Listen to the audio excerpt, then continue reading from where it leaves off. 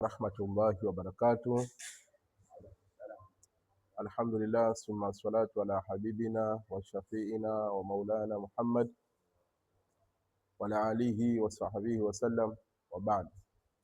Awali yote, baada ya kumshukuru Allah, ziada ya rahma zimwendee bwana mtume Muhammad sallallahu alaihi wasallam, ndugu waandishi wa habari pamoja na viongozi, tumewaita leo sisi viongozi wa umoja wa walimu wa madrasa mkoa wa Dar es Salaam, kifupi chake UWAMADA. Tumewaita kwa ajili ya kutoa tamko letu rasmi kuelekea tarehe 7 ambao ndugu zetu wamepanga kuchafua machafuko ya amani katika nchi yetu. Baada ya kusema hayo, nitambulishe viongozi tuliokuwa nao hapa, ili mradi mwenyekiti hawasilishe tamko letu. Sie viongozi wa umoja wa walimu wa madrasa mkoa huu wa Dar es Salaam. Ninayezungumza ni katibu wa umoja huu wa walimu wa madrasa mkoa wa Dar es Salaam. Kulia kwangu anayeanza hapa ni mwenyekiti Sheikh Juma Muhammad Mayugwa, anayefuatia ni mwenyekiti wa Kinondoni Sheikh Hafidh Ahmadi, lakini anayefuatia pia ni katibu wa wilaya ya Ubungo anaitwa Ustadh Mudhamiru almaarufu Kijungu, lakini mimi wa mwisho kushoto kwangu ni mwenyekiti wa wilaya ya Temeke anaitwa Ustadh Omar Likinge. Kwa baada ya kusema hayo, tusichukue muda mwingi. Leo hapa tunataka tuseme jambo letu, kwa sababu nchi ilipofikia sasa inabidi na sisi walimu wa madrasa tuseme, na ndo walezi wa kwanza wa kiroho. Kwa baada ya kusema, mwenyekiti, karibu sana.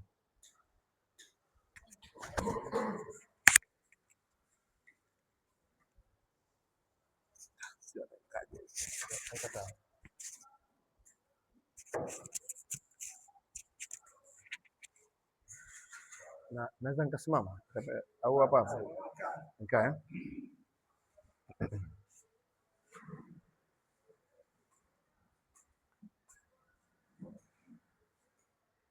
Assalamu alaikum wa rahmatullahi wa barakatuh. Habari za asubuhi waandishi wa habari.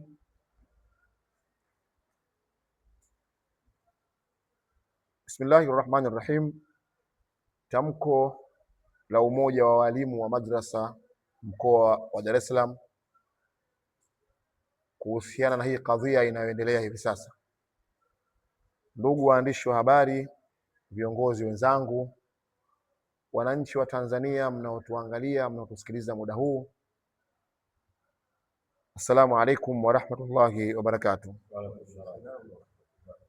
Sisi umoja wa walimu wa madrasa mkoa wa Dar es Salaam tumekutana leo hapa pamoja na waandishi wa habari kusimama upande wa haki, amani na utulivu wa nchi yetu. Dini yetu ya Kiislamu ni dini ya amani, na ndio maana imeitwa al-Islam. Islam ni neno la Kiarabu ambalo tafsiri yake kwa Kiswahili maana yake ni amani. Na sisi Waislamu tusipoisimamia amani, maana yake tunakuwa tumemkhalifu Mwenyezi Mungu Subhanahu wa Ta'ala. Lazima tusimamie amani na tuhakikishe amani inasimama sisi tukiwepo, na ndiyo msingi wa maisha ya mwanadamu. Qur'an tukufu na mafundisho yake Mtume Muhammad sallallahu alaihi wasallam vinatueleza kulinda amani, lakini vile vile vinatueleza kutii mamlaka. Kuna sehemu katika hadithi ya Mtume Muhammad sallallahu alaihi wa sallam, Mtume anasema was-sam'i wat-ta'a wa in ta'ammarakumul abd, na kusikiliza na kuwatii viongozi wa nchi, hata kama hao viongozi wa nchi watakuwa ni watu watwana. Wajua mtu mtwana yule mtu ambaye anadharaulika na watu wote, lakini ikatokea yeye ndiyo kawa amiri wa nchi, basi sheria ya dini inataka huyo mtu asikilizwe. Kwa nini asikilizwe na atiiwe? Kwa sababu yeye ana mamlaka. Usipomsikiliza, usipomtii, wewe hutoweza kuidhibiti pawa yake akiamua kuja kwako. Kwa hiyo Uislamu umetaka tuwasikilize na tuwatii viongozi. lakini vile vile kuepuka na kutambua na kuiunga mkono serikali yetu kwa juhudi zake zote kuhakikisha usalama wa raia na mali zao. Nchi yetu imekuwa ni kisiwa ama ni kisima cha amani kwa miaka mingi sana, na wajibu wetu mkuu kama walezi wa kiroho ni kuulinda urithi huu kwa nguvu zetu zote. Tunaamini sisi kama walimu wa madrasa, sisi tunayo haki ya kulisema hili kwa sababu tuna madrasa zisizopungua 3,000 ndani ya mkoa wa Dar es Salaam, na madrasa yenye wanafunzi wachache basi na wanafunzi 50, lakini madrasa zetu zote ni kuanzia watu 200, 250 mpaka wanafunzi 1000 baadhi ya madrasa. Kwenye madrasa 3,000 kuna vijana wengi wakubwa wadogo ambao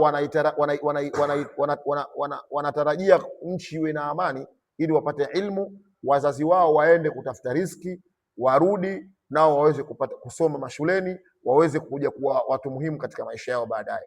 Amani ikivurugika, maana yake hawa watu inakuwa tumewadhulumu, na sisi kama walimu tukiendelea kunyamaza kimya, maana yake itakuwa sisi tumechangia uvunjifu wa amani wa nchi, amani ya nchi.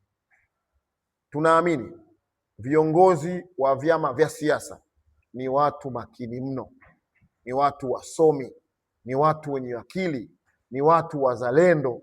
Tunaamini wanaithamini na wanaitambua thamani ya amani ya nchi yetu. Msimamo kuhusu maandamano hayo yanayotarajiwa kufanyika. Ndugu waandishi wa habari, haki ya kutoa maoni ipo kisheria, lakini tunasimama hapa leo kukemea vikali watu wenye nia ovu.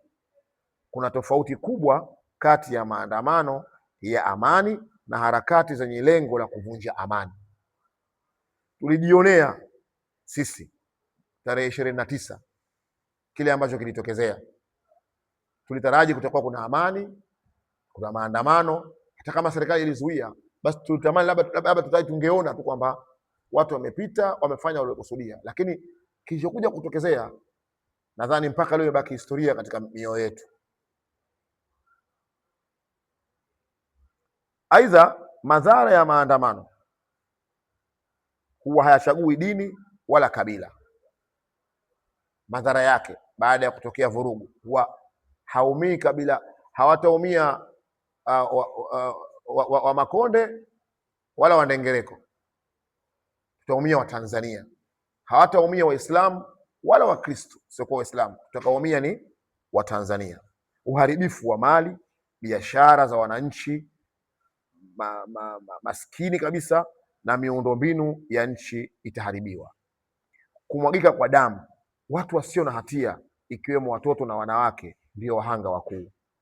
Kuvurugika kwa uchumi, maisha ya kila siku yatasimama na kuongeza umasikini. Sisi ni wale watu ambao usipotoka asubuhi kwenda kutafuta riziki, maana yake jioni watoto hawatakula, ama kesho watu hawatakula. Kula ya kesho tunaitafuta leo, ili kesho watoto wangu wale, nitoke leo nikapambane, nirudi jioni watoto wangu kesho waende shule na waweze kula. Ikitokezea sasa sikutoka siku 3, maana yake tunaongeza ombaomba, tunaongeza wezi, tunaongeza waongo, tunaongeza matapeli, na madhara yake ni makubwa. Tunasema wazi kwamba hatutaunga mkono harakati zozote zinazolenga kuingiza nchi yetu kwenye machafuko. Tunawaomba wananchi, hasa vijana, wasikubali kutumiwa kama chambo cha watu wenye agenda zao za siri za kuvuruga utulivu na amani ya nchi yetu. UWAMADA.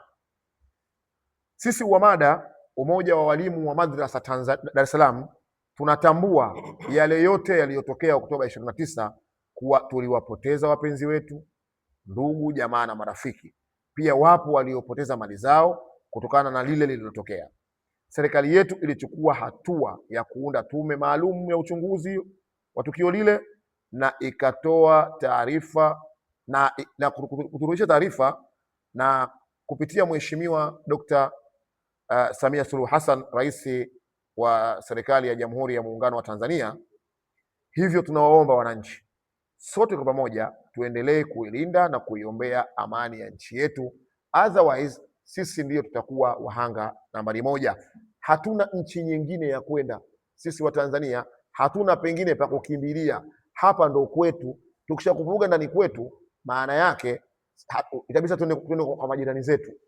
Ni hivi, sisi tunaamini kabisa, sisi umoja wa walimu wa madrasa, kwamba kama kuna nchi zilipata mafanikio kupitia vurugu na maandamano, hiyo si lazima na sisi kama Watanzania tutafute mafanikio, tutafute uhuru, tutafute uzalendo, tutafute nini kupitia vurugu na maandamano.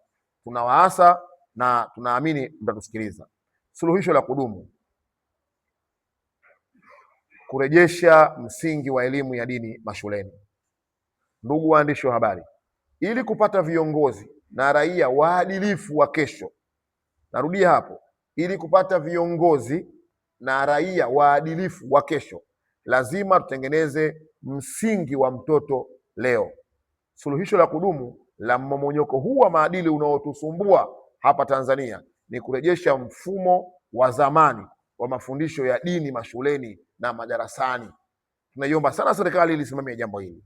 Tunatoa ombi letu rasmi kwa serikali, mitaala ya dini, watoto wetu wapate msingi madhubuti wa elimu ya dini kuanzia ngazi ya madrasa na mashuleni. Hivyo mafundisho ya neno la Mungu kwa ndugu zetu wa Kristo kama ilivyokuwa zamani. Zamani Wakristo walikuwa wanatambuliwa madarasani, Waislamu wanatambuliwa, na wanakuja watu kuja kufundisha. Serikali inaweka nguvu kabisa kwa wale walimu wa dini zote mbili kuhakikisha kwamba tunawatengeza, sio tu tunawapa watu sekula, tunawapa sekula, tunawapa na imani ya dini yao, ili kesho atakapokuja kuambiwa unatakiwa unyamaze, kiongozi akiongea ajue nimeambiwa neno hili linamuhusu Mungu na Mtume Muhammad sallallahu alaihi wasallam. Lakini asiyakadhani hii ni story. Ndio maana leo mtu akiambiwa rais amesema msitoke, waziri amesema msitoke, mkuu wa polisi, mkuu wa majeshi amesema msitoke, mkuu wa wilaya, mkuu wa mkoa amesema msitoke, nasema kwani wao ni nani?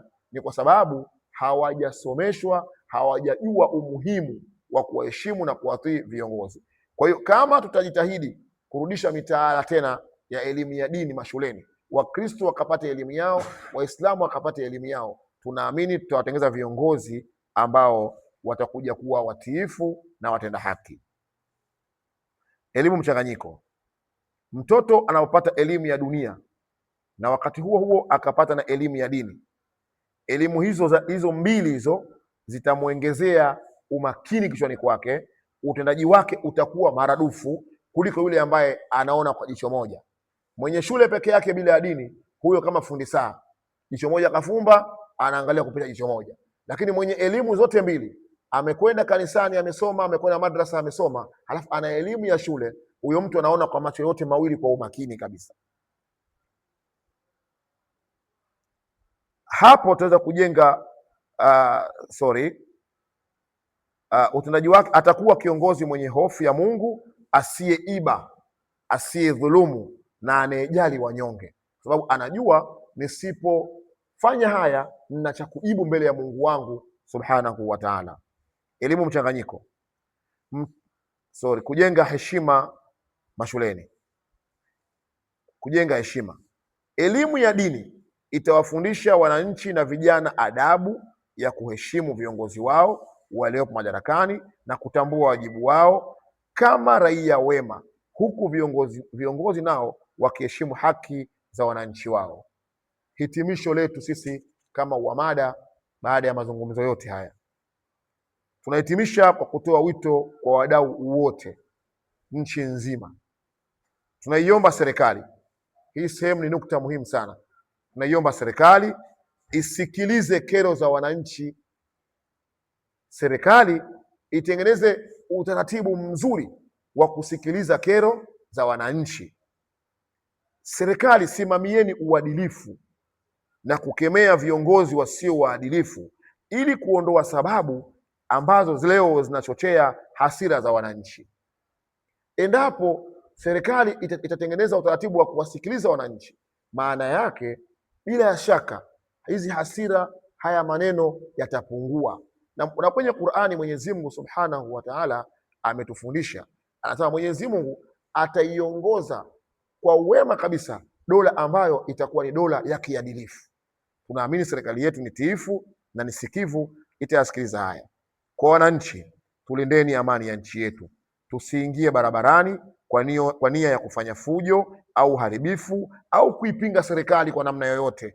Njia za mazungumzo na amani zitumike daima, hata ikiwa mara 10,000 tutumie mara ya kwanza, mara ya pili, mara ya tatu, mara ya 4, kuhakikisha tunadai haki zetu tunazoziona ni haki, lakini tunahakikisha kwamba tunalinda amani ya nchi yetu, kuhakikisha kwamba tunawalinda watoto na wanawake.